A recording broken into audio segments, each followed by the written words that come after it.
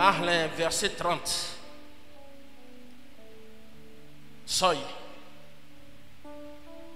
Et Ésaü dit à Jacob, Genèse chapitre 25, verset 30 en allant.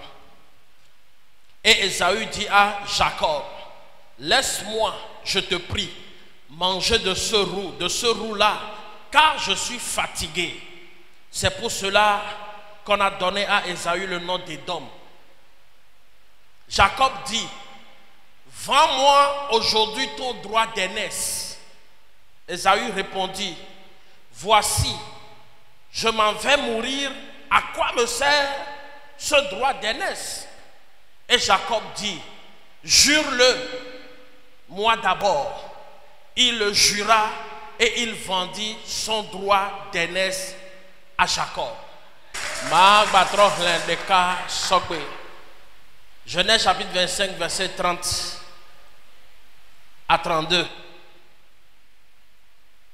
Et Ésaü dit à Jacob, laisse-moi, je te prie, manger de ce roux-là, car je suis fatigué. C'est pour cela qu'on a donné à Ésaü le nom d'Édom. Jacob dit, vends-moi aujourd'hui ton droit d'aînesse. Ésaü répondit, voici, je m'en vais mourir. À quoi me sert ce droit d'aînesse? Et Jacob dit, jure-le-moi d'abord. Il le jura et il vendit son droit d'aînesse à Jacob. Amen. Merci. L'endekaya ndano wede eyem le Japon pour faire sokudo enudekela kpedo nyegbakudo unti namiabe nkogbe yi. L'endekaya mi pobe amesubo no do problème no odo difficulté alors on le tonde mea solution on va na bang bang bang bang bang voilà solution yo pata mea ne omunya solution que on l'a appliqué les moments difficiles me wa on l'a ça et saume na enu inutile on l'a ça et saume na enu éphémère.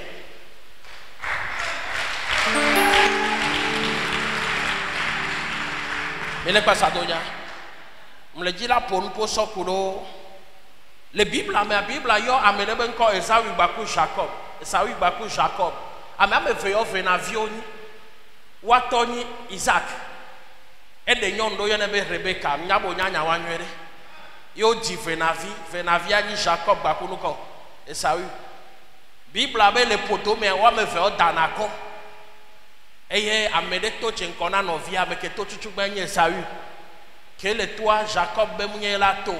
Be la to que be toi Jacob le yebe afoti bebe talon. Il a devant ne ya to chenkone. Nous anti o yona fofo abe Ésaü o yona novia be Jacob. Bible avec bedeka Ésaü a nyame de ke yina degbe yebe wunala nyem dava to glina ovu am da gbolonya sende no ke Ésaü ya egbova ekpono via Jacob le onko ele dunu ele danu ele ndudu ba konu yebe to na no via Jacob be Jacob fikem le ya dole umtro manobe enukole dua anam videa novia venavi que to vegbon to nebe awe ye matene amesenu beni efule ntine eyi na wuna la ye etoa lona ebe nyagbo ya ye no lona ebe nyagbo ne lobe ya sayebe nkogbe vinyenye na ya. C'est-à-dire que yeni efi chuchuba ne lobe ya sa yebe nkogbe vinyenyewa na ya kema ya ne nubadu Bible abe Ésaü mu butame zefo ebe problème lobe mdaku adoku yentia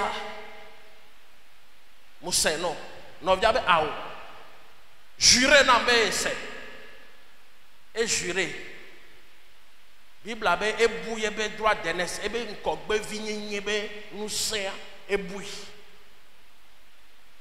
nyakem jibe maglo kemle le passage wa kaka mba totelo fia egbe ne on kponye do wa o la sacrifier et saume na elu éphémère et nous que ma tiani do nous que ye ma duré problème que m'a duré ou panique qu'on va voler ténabo la sacrifier saume fa la quoi béa nya no vi nyon vidéo le o sogbe la sacrifier ou avec dignité ou avec sexe na iPhone 6 on la quoi béa a me soubole que ye cha ya gbe no iPhone to dome le nous kabele jao iPhone et nous béni d'avaï et nous kabele dit actuellement nous béni d'avaï va être sacrifié de dignité que bela réservé na mede somméa juste le iPhone et ça sacrifié yebe droit d'aînesse en même temps yebe héritage doit doit me balondi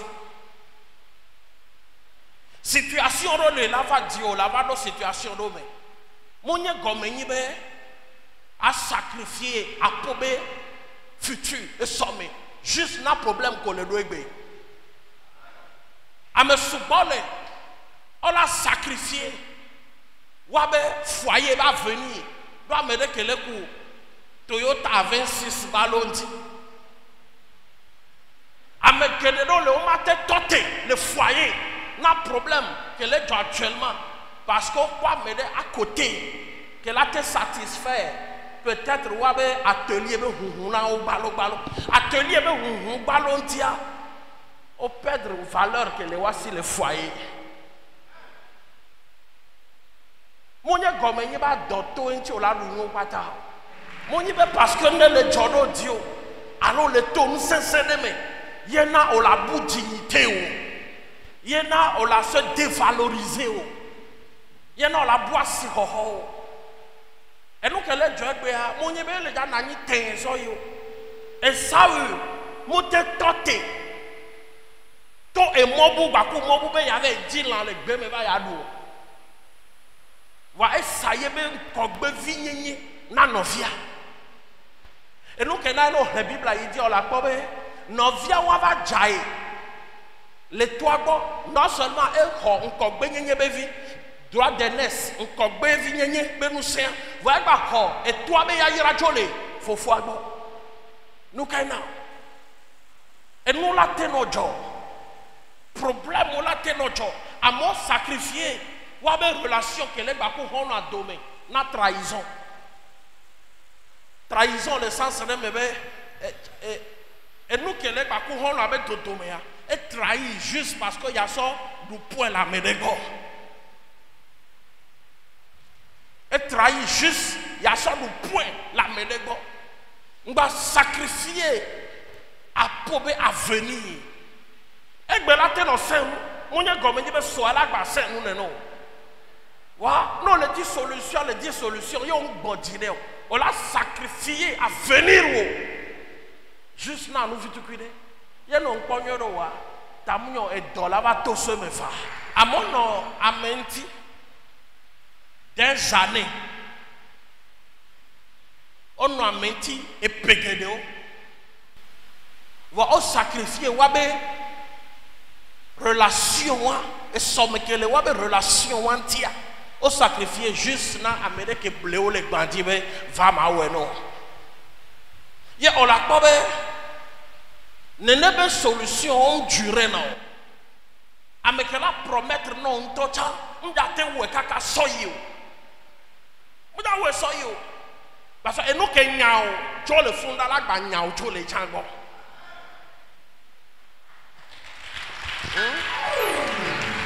Non sacrifier quand dit dignité, confiance, fidélité. Que ya me de dodo dio alors que le ba kwa me de betoto me parfait. Parfait.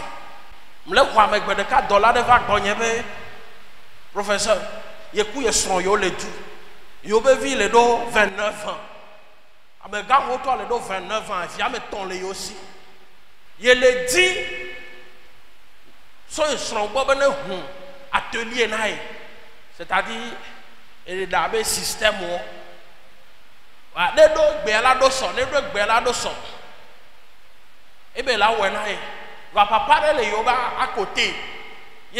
Papa, papa, ma pédentier, sans garder pour l'on dire que quelqu'un peut jouer beaucoup à l'auto. Il y a pas gars, il y a bon, mais aussi que les dieux. Papa, il a touché Gawa, et il a touché. Et dans la béa et Joe Yahome. Dans le poste sur le cas, sur la 3 jours, la madoune. Parce que le dîner, il y a un peu sur l'antique. Non, on a moi. Je le pitilo. Je le fais demain, je ne viens pas pour atelier. Donc, il y a des gens parce que c'est à côté de la journée. Et papa, bon, 3e jour. Mais somme, ça nous synergie. Allez, si, de quoi? Papa, a un problème. Papa, il est foutu. Que papa, toi, papa, il y a des problèmes que les filles, il y a des effecteurs, les dînes, il y a 50 000, il y a des gens qui non, nous avons un café, les gens qui ont et bon, on a eu son chance. Et on a deux cafés. Et ça, il y a une dignité, il y a un respect, il y a une confiance que les coups sont tombés. Et nous éphémères. On va sacrifier ça. Et nous inutiles. Et nous qui m'en dit et nous qui juste pour un temps. On va quand on dit que le bakou holon domea ne bou parce qu'on va trahir. On va dire la trahir. Ne nous les non espérer d'obéda et là nous le sokebana. Voilà parce que ne parce qu'on peut le ting baba on le sokabo et nous allons durer et puis nous canala nous comparaison. Il y a un depuis que Jessie a pas de question les bénéa au pas de comparaison. Avec au ça quand on dit que le waba quoi va péter domé le waba dorpea sonne à mebu parce qu'on pensait que fou na la nyon so kojo ya over kwebe elo ajagba no tomele nu si que va goele nu aya. On m'a passé trop en dodo parce que ne a pas tenu à toi et benia et la nya benu ke nya ojo la baba nya ojo ke on va sacrifier même no bala kadie be et non bala nyo chan et non bala senu chan et wo beve muleo le même non bala senu de pepe chan ma glonyare no nde lasio mu like e gato sio nde lasio mu le amoko le 3 étages mais mu le wasio nde lasio et dime ben ti fafa la médecin on va sacrifier et son mero nous bleder ntio ame footballer qu'on a influencé par Amé. Alors, et nous qu'on le pas qu'on voit. On a influencé par nous qu'on les non visibles. Parce qu'on peut aller à Gérard Tchalia aussi Galési Tchalia. Et nous on est influencé. Nabe on le a sacrifié dignité.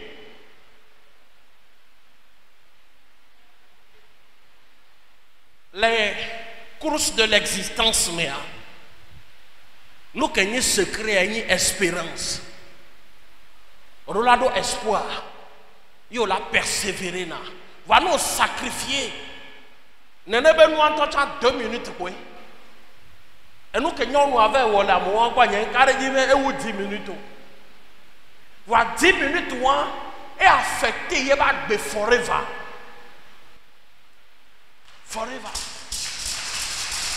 10 minutes wa on la té qui était évité et nous on ma chofa ne wu gawa yo ko betete kwanya non les sons 23 Yehowa nyi kula nyina ne ke mahiam même no mba nya kpotia keke o chawe won gba lo su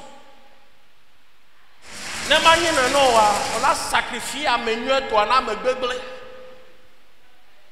on a sacrifié amenyu to amekenya mea na megbegle do nu ko le ko egbe anti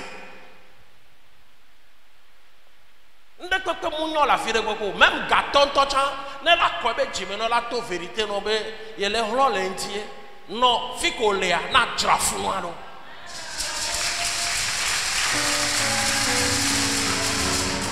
on va sacrifier à pauvre foi les mawunti sona religion bu me be yo a sacrifier foi les mawu ko le yua christianisme a changé ça il nous religion vous même à cause de nous a me souvent sacrifié christianisme yo va choma yafi egbe o ma trop bova christianisme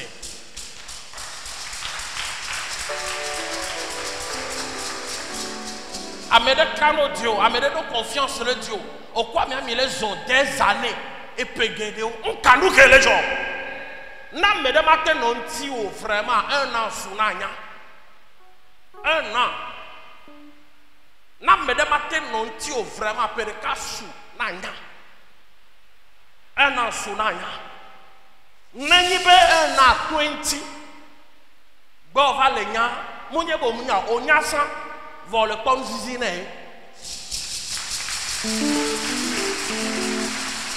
pereka su.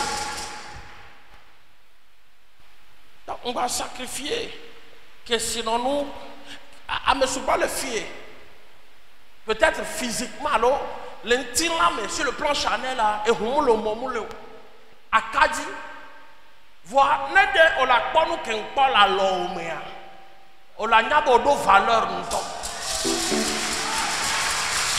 on le fait et nous que la l'homme on la pas mon ya mo bataille au nio mau programme na yaira na mesiame dame camero to le didia game to la teti tefa mau programme na yaira na mesiame no mu toteo o la be apudu va no nya tufufu o la nyi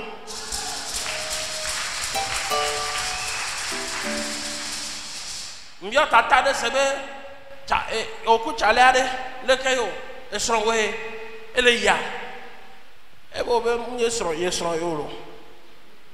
comment prendre pour faire voilà 12 ans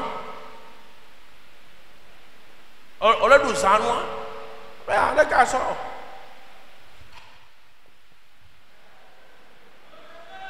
on les sacrifier beauté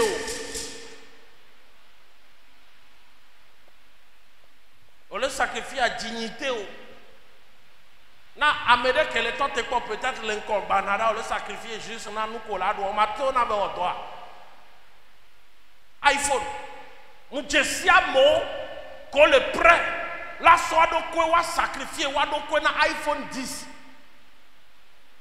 on le prêt même ne amame tonton cha ye la zan yo on le prêt amame tonton sans juste ye cha ya no yo to domé ne on viole de portable toi avec iPhone 10, on l'a dit. Nous, de la médocia, mouko.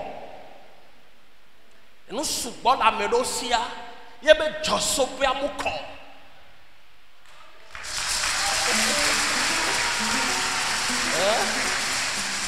Il y a des mouko, on va dire la tête c'est pour un temps. Et nous, souvent, la amedome hofenti ko le chuanto balo cha de kaso On le dit là au dos, vous sacrifier, vous avez dit, vous avez valeur. Nous que voici les wantiwa, on se sacrifier, n'a pas fait. Hey. Hein? Nous que les wantiwa et nous voici, on sacrifier. Là, quand on croit, mais mini hono, musuku musu mini hono, nyakui domele nyede, et les jagaba le wonu que belate wa. Kafranenga subocha vide kebelate wa elewe le kako la tejo la trahir à moana mebuo et nous attaquer sorcellerie aiguë chronique élevée 37e degré ya amero cha ojio de na egombe opona nu potro nu bom na na nyipo legede no jesi de neba me asile bo on va sacrifier à si ho na enu de kem da nani da esa wia etiacha me no sa evinyenye o alo nkogbe vinyenye o na medea efiome héritage ko gbana yela no efiome héritage ko le temps aussi yela no amekebe nyami le glan no le covid on la pobe que toi le jakua. Et toi, mon Seigneur, nous que Joro fait na vie, on dit, wa to Isaac, mon Seigneur. Wa non blanc. Et Pedéo, plus de 30 ans, wa non blanc, na wa to. Parce que, nya non, on a Benjamin, on a go sous bosso.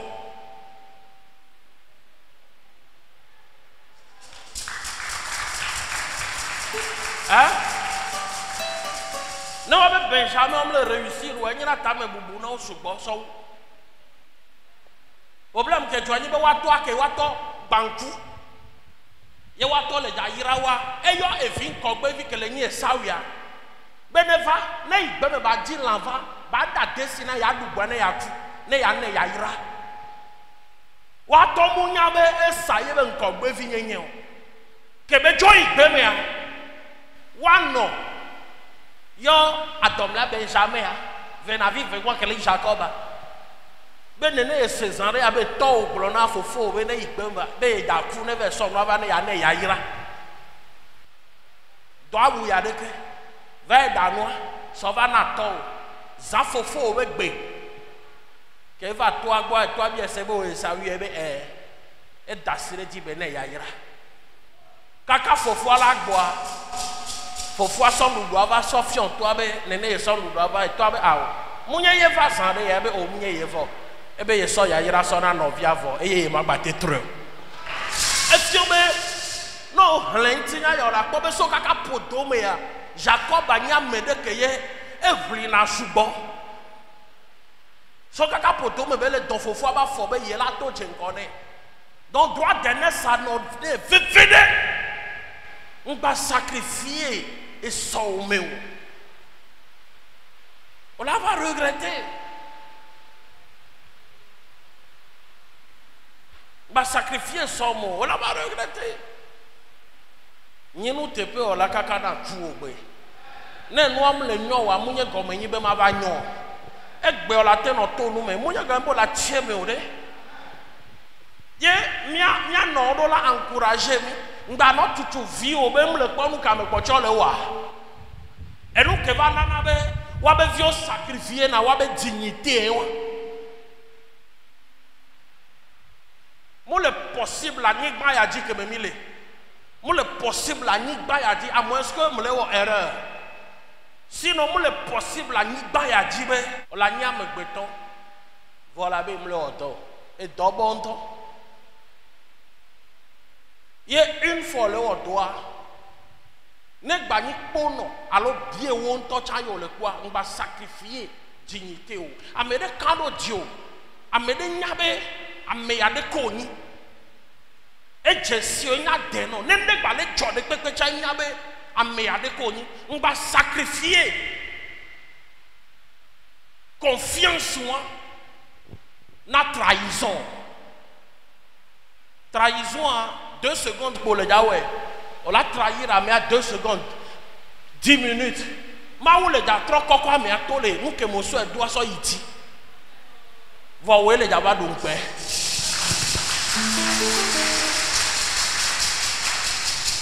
Yesu nyabele ya tiso gadi. Ne ya so savoro miata. Voire même tel banya me que le dakploye. Mais que ya do ya si na tiso ga. Tu n'as non fiola. Ben on va sacrifier dignité ou. On va sacrifier valeur ou. On va sacrifier confiance. Kamere dodon tio. Na enu éphémère. Nyang hosebe Esaü la tona Jacob ne nyele Esaü te pas baton avec problème lo. Nam no nen lui voir ma juré. Technique o le gbangba o la za choc ma o la za sagesse. Problème lo ma juré a. Nam no nen lui voir ma te ne yam da couvre o ma te ba juré ndo chan. Ça va ton nous maintenant gamin nen ça va ma juré. Et bon, nous, voler, qu'elle a été contournée, nous, voilà, et c'est quoi, c'est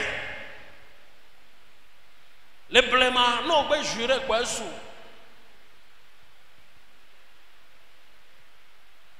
Fait qu'on a eu le fier. Est-ce qu'on a été protégé? Confiance que le quoi mérite tomber forever. Non, bah ça a pour valeur. Ok, sinon.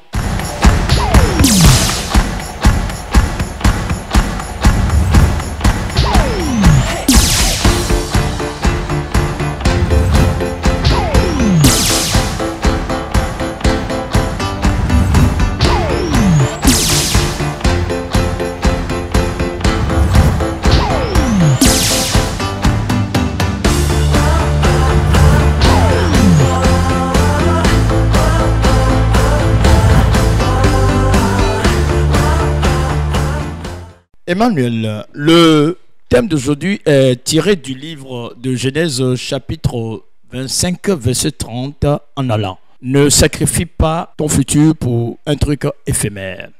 À partir de ce thème biblique, notre père spirituel, le prophète Sénan, veut nous faire comprendre qu'il est très important lorsque nous sommes prêts à prendre des décisions de bien réfléchir. Si nous traversons aujourd'hui des difficultés, nous devons prendre le temps de réfléchir. Nous devons prendre le temps de bien faire le choix. Sinon, nous risquons de vendre notre futur pour une solution qui ne sera qu'éphémère à un problème éphémère. Sachant que pendant que nous traversons le désert, plusieurs solutions vont apparaître en face de nous. En ce moment précis, soyons très prudents et faisons attention. Sinon, notre décision et choix nous amènera à perdre un futur brillant pour lequel Dieu nous a prédestinés. Ceci est l'histoire de Jacob et Ésaü, relatée dans la Bible. Et nous tous, nous connaissons cette histoire. Un jour, Ésaü, qui est chasseur, est revenu de la chasse, tout affamé, et a demandé à son frère jumeau Jacob de lui donner à manger. Mais ce dernier lui demanda de lui vendre son droit d'aînesse en contrepartie de la nourriture. Ésaü accepta et jura en vendant son droit d'aînesse à Jacob. Nous devons faire très attention lors de la prise de nos décisions, car nous pouvons sacrifier nos futurs volontairement à cause des problèmes temporaires dont nous faisons face. Que les biens matériels, les positions sociales nous influencent jusqu'à ce que nous arrivons à sacrifier nos amitiés, notre loyauté et notre dignité. Pourquoi est-ce que les gens arrivent-ils à sacrifier souvent leur avenir? Juste parfois à cause de la comparaison. Oui, nous comparons souvent les situations, les problèmes de la vie. Et cela est souvent la source de beaucoup de trahison. Même si les difficultés apparaissent, demeurons fermes, loyaux, dignes pour ne pas sacrifier notre futur pour des solutions éphémères. Et si vous savez ce que Dieu a programmé sur votre vie, vous demeurerez fidèles. Alors, ne sacrifions pas notre beauté, notre loyauté pour des biens matériels et solutions éphémères. Des biens, lorsqu'ils sont injustement acquis, ne durent point. Évitez ceux qui sont enclins au bavardage, car ils trahissent souvent. Demeurez juste et fidèles jusqu'à la mort, car vous êtes unique. Dieu a programmé des bénédictions sur votre vie, qui, au temps opportun, se concrétiseront. Les mères doivent conseiller les enfants pour que ces derniers ne se trompent pas, pour éviter que ces derniers ne soient plus tard perdus à cause de leur choix, à cause des décisions, à cause de l'éducation qu'ils auraient reçue de ces derniers, et pour que leur destin s'accomplisse. Alors, en résumé, ne sacrifions pas notre dignité, nos valeurs, pour des choses qui ne dureront pas dans notre vie. Protégeons la confiance que quelqu'un aurait placée en nous et demeurons fidèles jusqu'à la mort. Emmanuel.